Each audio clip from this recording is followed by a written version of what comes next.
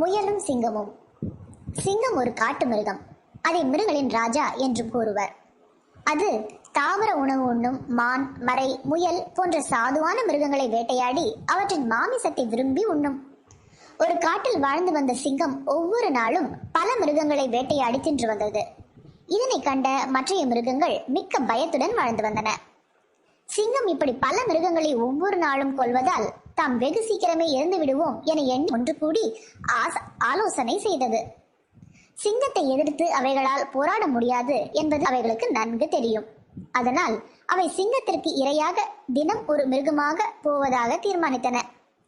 எல்லா மிருகங்களும் சிங்கத்தின் குகைக்கு சென்று தாம் எல்லோரும் சேர்ந்து ஒரு முடிவுக்கு வந்துள்ளதாகவும், அதனால் சிங்கராஜா இரை தேடி அலைய தேவையில்லை, நாமே தினம் ஒருவராக உங்கள் குகைக்கு இரையாக வருகின்றோம் என தெரிவித்தன. அத்துடன் நீங்கள் பல மிருகங்களை ஒரு நாளில் கொன்றால் நாங்கள் எல்லோரும் சீக்கிரமாக இறந்து விடுவோம். பின்பு உங்களுக்கு உணவு கிடைக்காமல் நீங்களும் சீக்கிரமே இறந்து விடுவீர்கள் என்றன. இதனை கேட்ட சிங்கராஜாவுக்கு மகிழ்ச்சி பொங்கியது. அன்றிலிருந்து ஒவ்வொரு மிருகம் சிங்கத்திற்கு இரையாக சென்றது. ஒரு நாள் ஒரு முயலின் முறை வந்தது.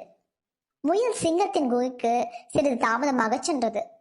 அதனால் சிங்கம் மிகுந்த கோபத்துடன் இருந்தது. சிங்கம் முயலை பார்த்து, நீ ஏன் தாமதமாக்கினாய் என கர்ஜித்தது.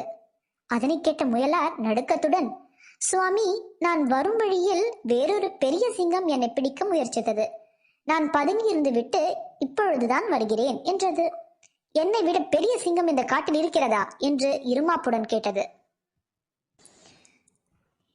அதற்கு, ஆம் சுவாமி, வாருங்கள் காட்டுகின்றேன் என்று சிங்கத்தை அழைத்துச் சென்று ஒரு கிணற்றை காட்டி இதற்குள் தான் அந்த பெரிய சிங்கம் இருந்தது என்று கூறியது. அதனை நம்பிய சிங்கம் கிணற்றை எட்டி பார்த்தது. அப்பொழுது சிங்கத்தின் நிழல், அதாவது பிம்பம், வேறொரு சிங்கம் கிணற்றினுள் இருப்பது போல் தெரிந்தது. சிங்கம் அதை பார்த்து கர்ஜித்தது. பிம்பமும் கர்ஜித்தது. சிங்கத்திற்கு ஆத்திரம் பொங்கியது. இதோ பார், உனக்கு ஒரு முடிவு கட்டுகிறேன் என கூறிக்கொண்டு கிணற்றினுள் பாய்ந்தது. சிங்கம் கிணற்று நீரில் மூழ்கி மாண்டது. முயலின் சமயோஜித முயற்சியால் மற்ற மிருகங்களும் காப்பாற்றப்பட்டன.